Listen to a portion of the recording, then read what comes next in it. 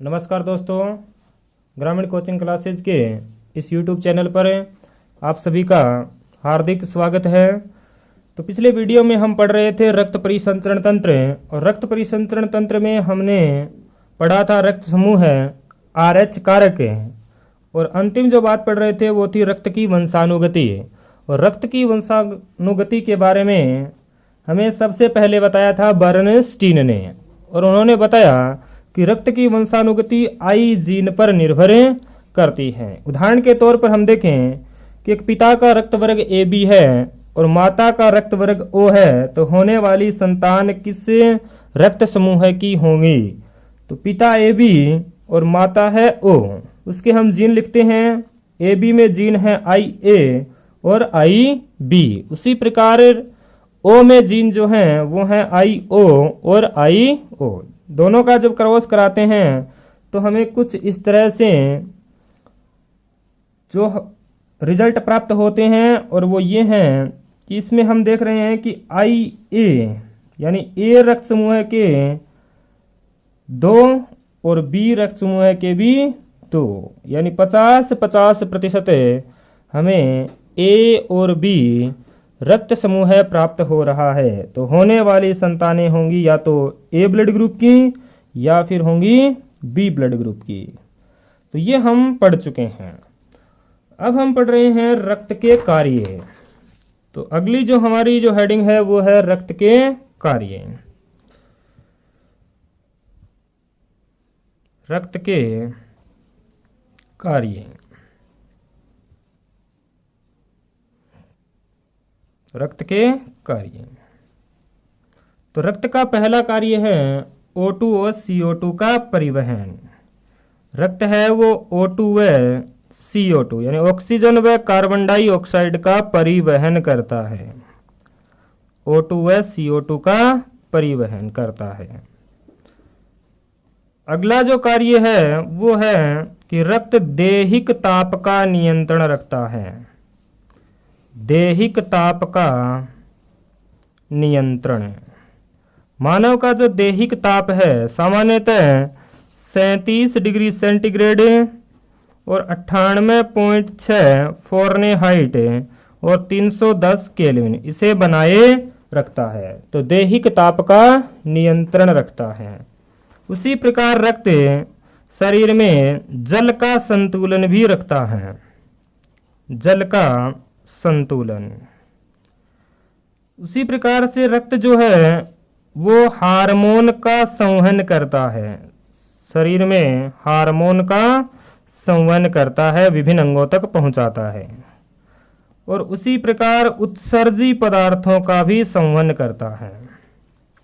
उत्सर्जी पदार्थों का संवहन भी रक्त करता है। तो ये थे सामान्यतः रक्त के कार्य।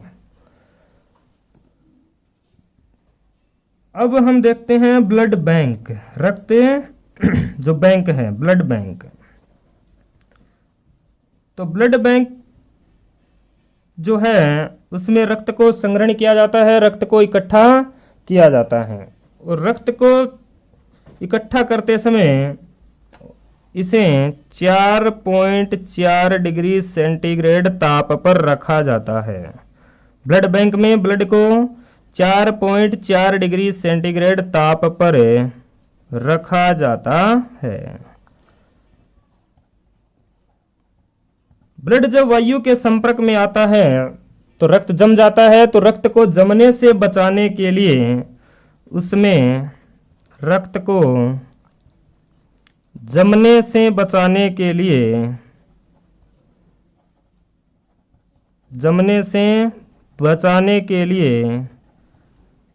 रक्त में सोडियम साइट्रेट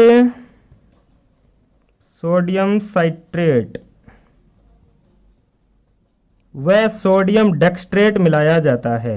सोडियम साइट्रेट व सोडियम डेक्सट्रेट मिलाया जाता है। तो रक्त को जमने से रोकने के लिए रक्त में सोडियम साइट्रेट व सोडियम डेक्सट्रेट मिलाया जाता है। अब रक्त वाहिनियों में शिरा और धमनियों में रक्त जमता नहीं है। इसका कारण यह है कि रक्तवाहिनियों में हिपेरिन के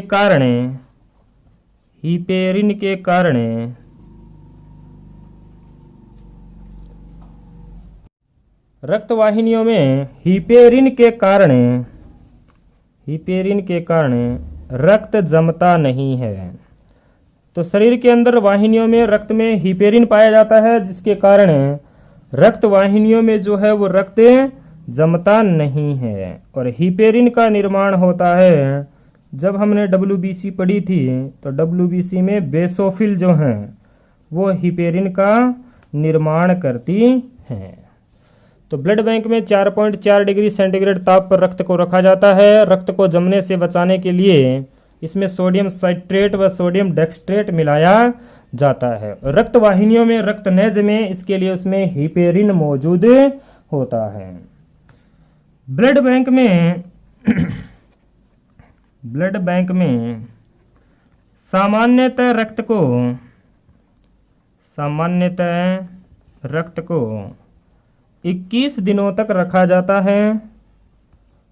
21 दिनों तक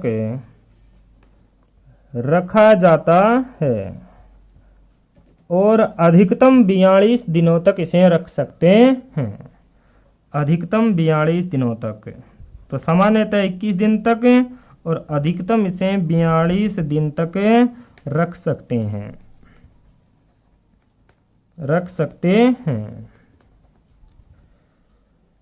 एक बार में व्यक्ति अपने रक्त का 10% तक दान कर सकता है। तो एक बार में 10% रक्त दान किया जा सकता है। एक बार में 10% रक्त दान किया जा सकता है। और 1 यूनिट रक्त में होता है 350 ml। तो 1 यूनिट रक्त बराबर होता है 350 ml के। 1 यूनिट बराबर 350 ml। तो ब्लड बैंक में रक्त को सामान्यतः 21 दिनों तक रखा जाता है और अधिकतम इसे 42 दिनों तक हम रख सकते हैं। एक बार में व्यक्ति 10% तक रक्त दान कर सकता है और 1 यूनिट बराबर होता है 350 ml के।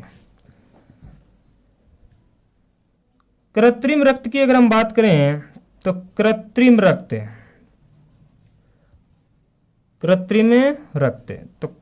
रक्त जो होता है वो होता है परफ्लोरोकार्बन का जलीय विलयन।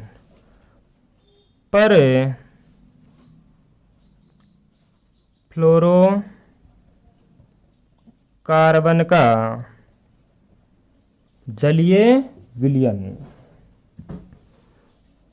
परफ्लोरोकार्बन का जलीय विलयन कृत्रिम रक्त कहलाता है। और सर्वप्रथम कृत्रिम रक्त जो बनाया था वो है क्लार्क लीलैंड नामक वैज्ञानिक ने सर्वप्रथम कृत्रिम रक्त बनाया था, जो कि परफ्लोरोकार्बन का जलीय विलयन होता है। विश्व रक्तदान दिवस की हम बात करें तो विश्व रक्तदान दिवस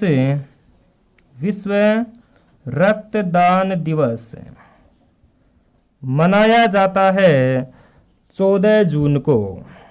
14 जून। तो विश्व रक्तदान दिवस मनाया जाता है 14 जून को। और वर्ष 2020 की जो विश्व रक्तदान दिवस है उसकी जो थीम थी वो है 2020 की थीम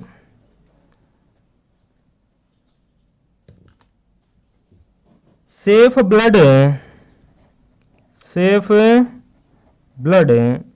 सेव लाइव यानी सुरक्षित रक्त बचाए जीवन। सुरक्षित रक्त बचाए जीवन। तो ये था विश्व रक्तदान दिवस। राष्ट्रीय रक्तदान दिवस की बात करें तो राष्ट्रीय स्वैच्छिक रक्तदान दिवस, राष्ट्रीय स्वैच्छिक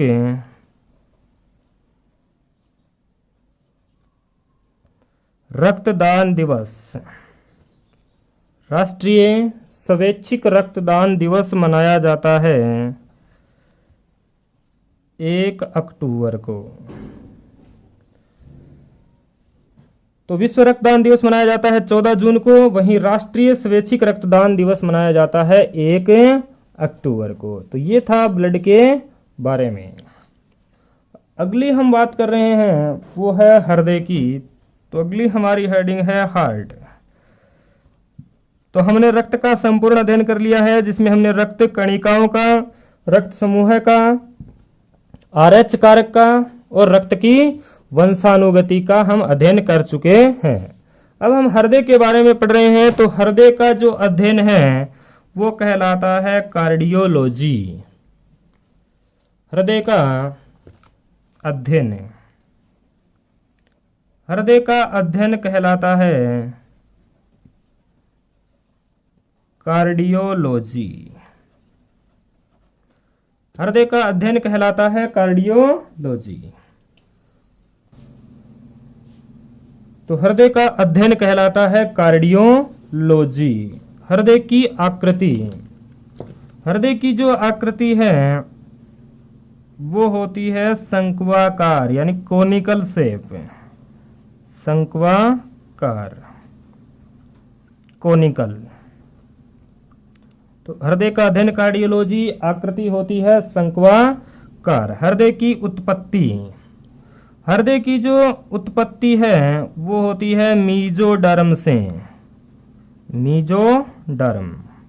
तो हृदय की उत्पत्ति होती है मीजोडर्म से। भ्रूण निर्माण के समय, भ्रूण का निर्माण 3 परतों से होता है। सबसे बाहरी परत एंडोडर्म, एक्टोडर्म और मध्य की परत मीजोडर्म, जबकि सबसे आंतरिक परत होती है एंडोडर्म। तो हृदय की उत्पत्ति मध्य परत यानी मीजोडर्म से होती है। हृदय की उत्पत्ति होती है मीजोडर्म से। तो हृदय का भार की हम देखें तो हृदय का भार होता है पुरुष और महिलाओं में अलग अलग। तो पुरुषों में हृदय का भार होता है 300 से 350 ग्राम के मध्य, 300 से 350 ग्राम। जबकि महिलाओं में हृदय का भार होता है 250 से 300 ग्राम के मध्य। तो हृदय का अध्ययन कहलाता है कार्डियोलॉजी। हृदय की आकृति है शंक्वाकार यानी कोनिकल शेप। उत्पत्ति होती है मीजोडर्म से और हृदय का भार जो है वो पुरुषों में होता है 300 से 350 ग्राम, जबकि महिलाओं में होता है 250 से 300 ग्राम के मध्य। हृदय जो है वो वक्ष गुहा में फेफड़ों के मध्य स्थित होता है। तो हृदय वक्ष गुहा में, वक्ष गुहा में फेफड़ों के मध्य स्थित होता है, फेफड़ों के मध्य स्थित होता है। हृदय वक्ष गुहा में फेफड़ों के मध्य स्थित होता है। मानव का जो हृदय है वो मायोजेनिक होता है यानी स्व उद्दीपन होता है, अपने आप नियंत्रित होता है।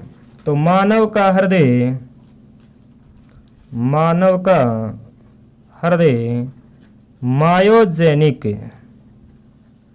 मायोजेनिक, मायोजेनिक यानी स्व उद्दीपन, स्व उद्दीपन, अपने आप नियंत्रित होता है। तो मानव का हृदय मायोजेनिक प्रकार का होता है।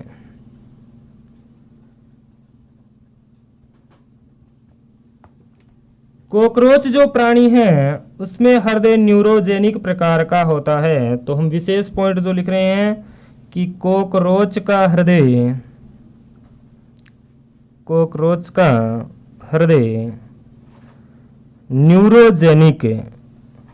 न्यूरोजेनिक यानी मस्तिष्क नियंत्रित होता है। न्यूरोजेनिक मस्तिष्क नियंत्रित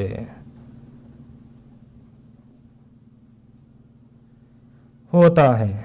तो मानव का हृदय मायोजेनिक, वहीं कॉकरोच का जो हृदय है वो न्यूरोजेनिक यानी मस्तिष्क नियंत्रित होता है। मानव हृदय में 4 कक्ष होते हैं। तो मानव का हृदय 4 कोष्ठीय होता है। 4 कोष्ठीय यानी 4 चैम्बर, 4 कोष्ठीय होता है। उसी प्रकार कुछ प्राणी ऐसे हैं जिनका हृदय 2 कोष्ठीय और 3 कोष्ठीय भी पाया जाता है। तो विशेष पॉइंट में हम सर्वप्रथम लिखते हैं द्विकोष्ठीय हृदय, यानी ऐसे जीव जिनके हृदय में 2 कक्ष पाए जाते हैं, द्विकोष्ठीय हृदय। और द्विकोष्ठीय हृदय पाया जाता है मछलियों में। मछलियों का हृदय होता है द्विकोष्ठीय यानी एक आलिंद और एक निलय, एक आलिंद और एक निलय। वहीं मानव का हृदय होता है 4 कोष्ठीय जिसमें 2 आलिंद और 2 निलय होते हैं, 2 आलिंद और 2 निलय। मछलियों का जो हृदय है वो द्विकोष्ठीय होता है, इसे शीरीय हृदय भी कहते हैं, शीरीय हृदय भी कहते हैं।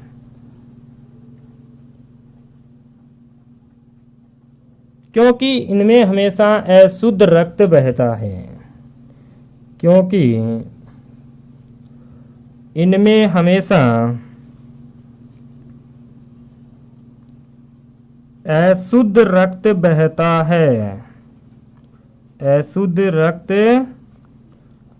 बहता है। तो द्विकोष्ठीय हृदय पाया जाता है मछलियों में, उसे शीरीय हृदय भी कहते हैं क्योंकि मछलियों के हृदय में हमेशा अशुद्ध रक्त बहता है। त्रिकोष्ठीय जो हृदय है वो पाया जाता है रेप्टाइल्स में। त्रिकोष्ठीय हृदय, त्रिकोष्ठीय हृदय पाया जाता है रेप्टाइल वर्ग के जंतुओं में, रेप्टाइल्स में। रेप्टाइल्स में जैसे मेंढक है, सर्प है आदि, मेंढक, सर्प, इन सब में जो हृदय है वो त्रिकोष्ठीय पाया जाता है यानी 2 आलिंद और 1 निलय, 2 आलिंद और 1 निलय। त्रिकोष्ठीय हृदय जो है उसमें एक अपवाद है, वो है क्रोकोडाइल यानी मगरमच्छ का जो हृदय है वो 4 कोष्ठीय पाया जाता है, जबकि मगरमच्छ जो है वो एक रेप्टाइल्स है। तो अपवाद में हम लिखते हैं कि मगरमच्छ या घड़ियाल एक रेप्टाइल्स है, एक रेप्टाइल्स है, परंतु उसका हृदय 4 कोष्ठीय होता है।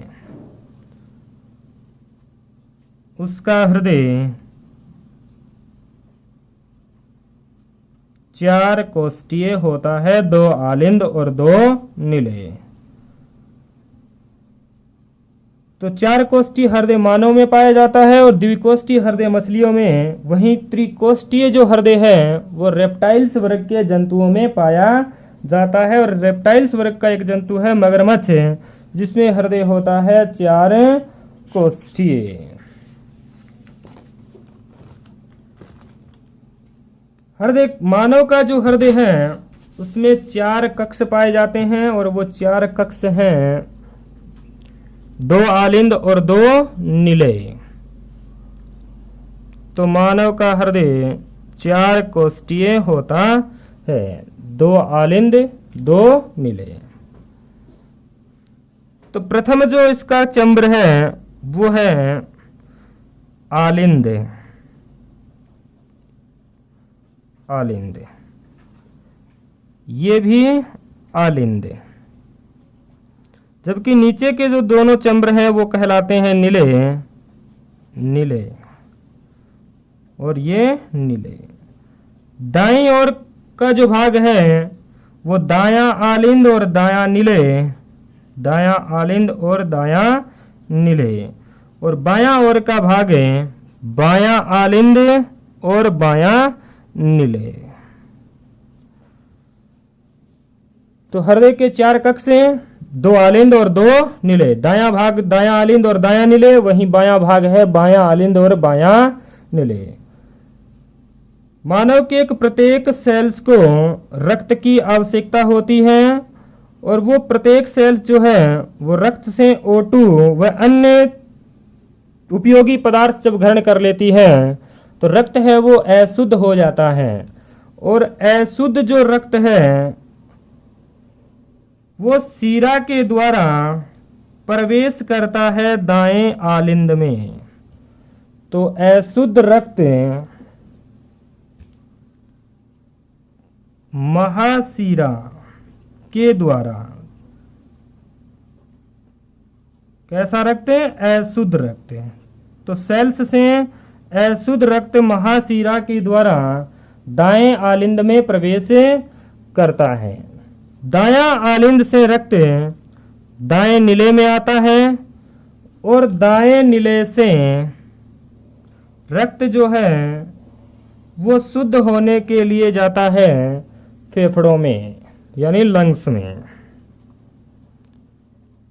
फेफड़ों में श्वसन क्रिया के तहत हम रक्त में O2 को मिलाते हैं और CO2 रक्त से ग्रहण करते हैं। और दाएं नीले से जो रक्त है वो जाता है फुफ्फुसीय धमनी के द्वारा। फुफ्फुसीय धमनी के द्वारा प्रवेश करता है फेफड़ों में। तो फुफ्फुसीय धमनी में भी रक्त जो है वो है अशुद्ध रक्त। अशुद्ध रक्त।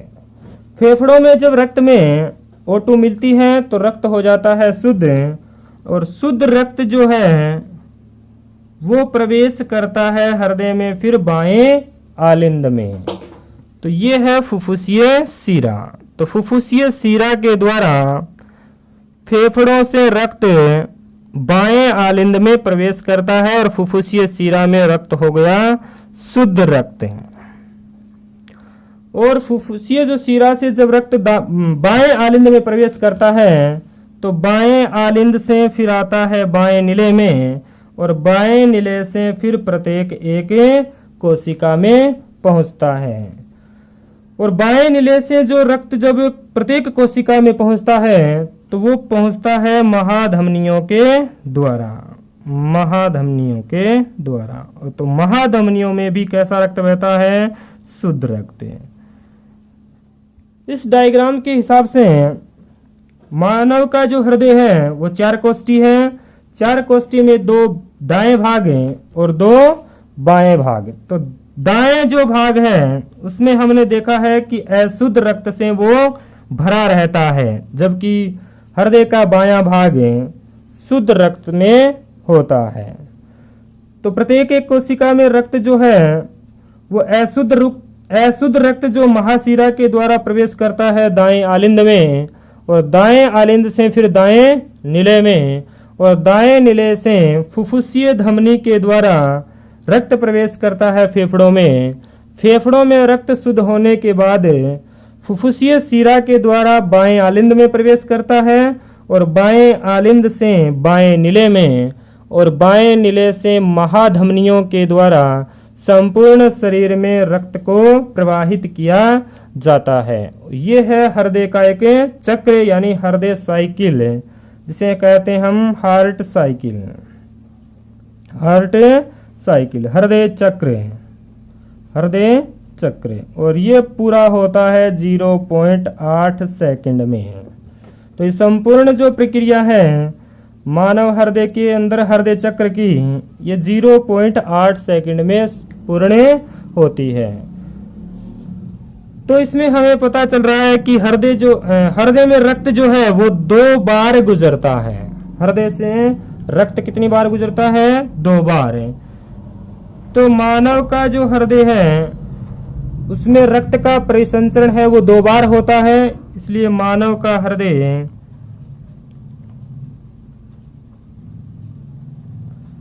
में रक्त का दोहरा परिसंचरण पाया जाता है। दोहरा परिसंचरण पाया जाता है। रक्त का दोहरा परिसंचरण पाया जाता है। उसी प्रकार रक्त जो है वो धमनी और शिराओं में यानी नलिकाओं में बहता है, इसलिए रक्त का बंद परिसंचरण भी होता है। तो मानव का हृदय में रक्त का दोहरा परिसंचरण पाया जाता है, वहीं रक्त का बंद परिसंचरण भी पाया जाता है। बंद परिसंचरण, तो रक्त का दोहरा व बंद परिसंचरण तंत्र मानव में पाया जाता है। कुछ एक कोशिकीय जीव ऐसे हैं जिनमें रक्त का परिसंचरण नहीं पाया जाता। तो विशेष पॉइंट में हम लिखते हैं कि एक कोशिकीय जंतु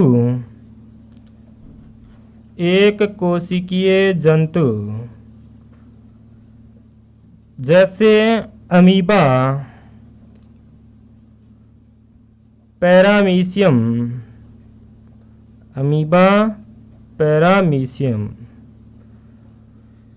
में रक्त का परिसंचरण नहीं पाया जाता। रक्त का परिसंचरण नहीं पाया जाता।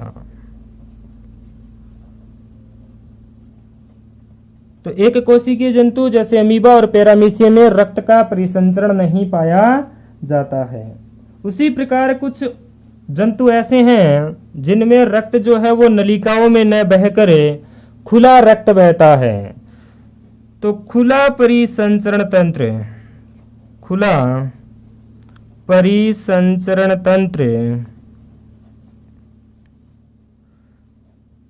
ऑर्थोपोडा संघ के जंतुओं, ऑर्थोपोडा संघ, और ऑर्थोपोडा संघ में जो जंतु आते हैं जैसे बिच्छू, मक्खी,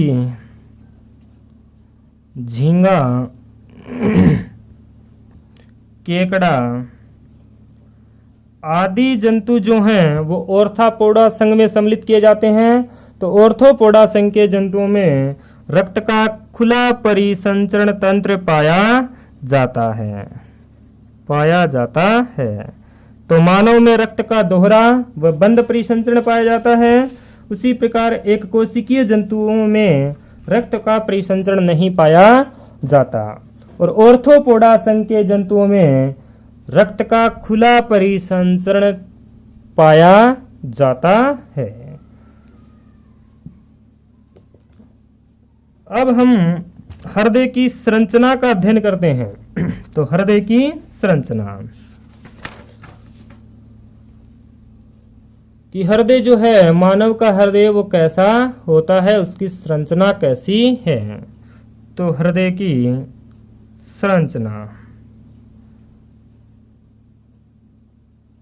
हार्ट की स्ट्रक्चर है, हृदय की संरचना।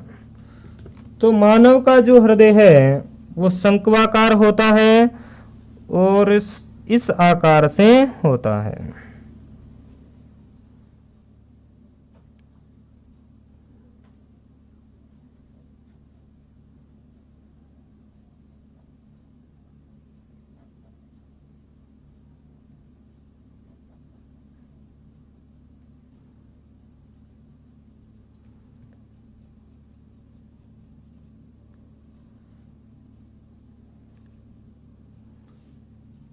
तो मानव का हृदय की संरचना कुछ इस प्रकार से होती है, जिसमें हृदय के 4 कक्ष होते हैं और वो चारों कक्ष हैं दायां आलिंद, दायां आलिंद,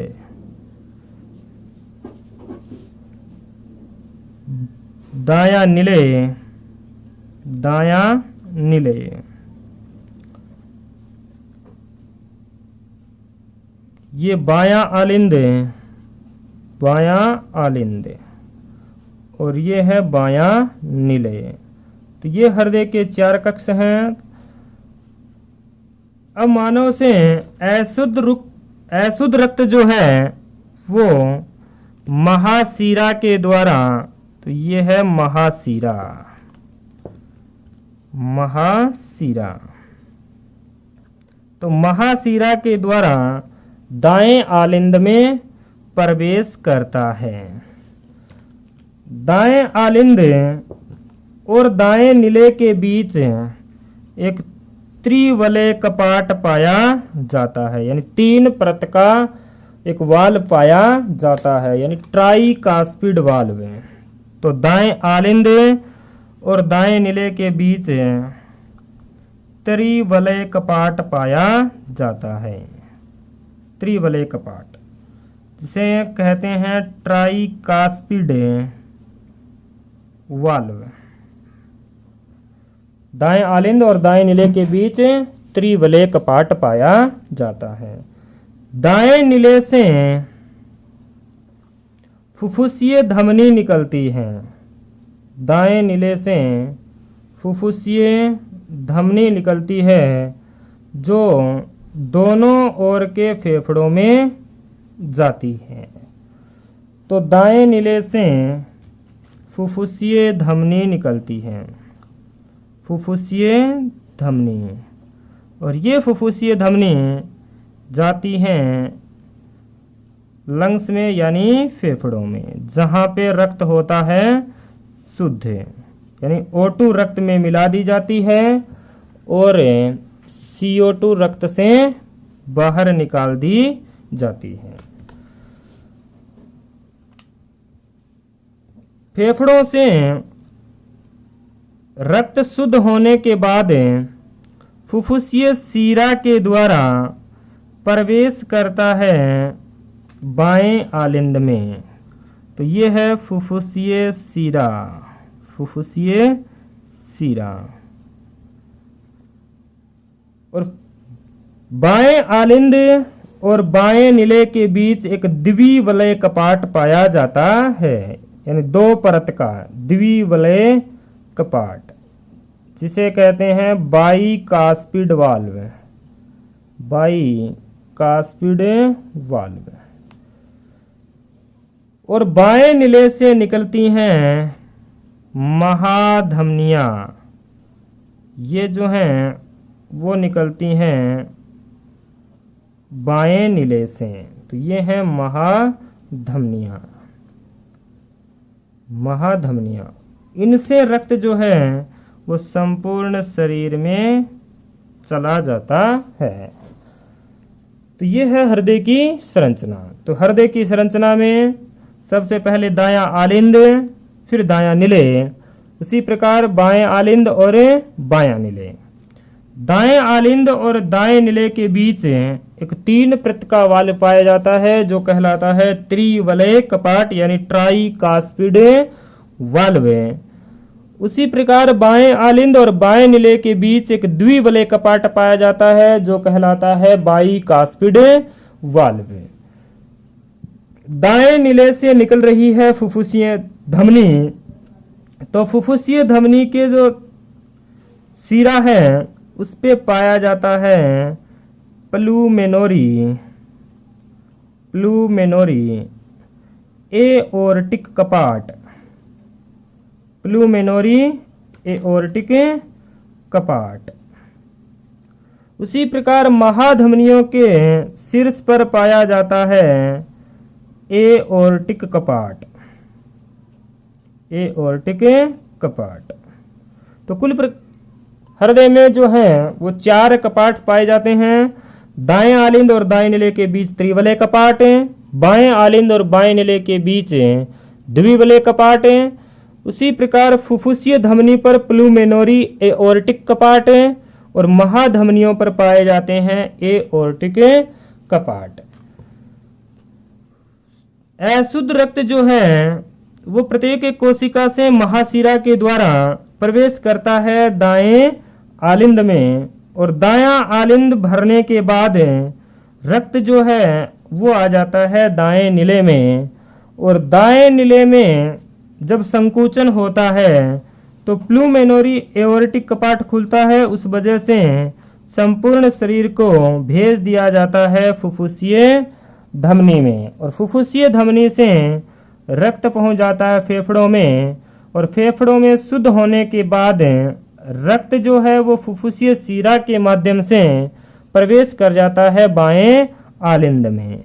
बायां आलिंद भरने के बाद द्विबलय कपाट की सहायता से संपूर्ण रक्त आ जाता है बाएं नीले में और बाएं नीले में जब संकुचन होता है तो एओर्टिक कपाट खुलते हैं और एओर्टिक कपाट खुलने से महाधमनियों की सहायता से संपूर्ण रक्त चला जाता है संपूर्ण शरीर में। और ये है एक पूरा हृदय की संरचना और बाकी का अध्ययन करेंगे हम नेक्स्ट वीडियो में। धन्यवाद।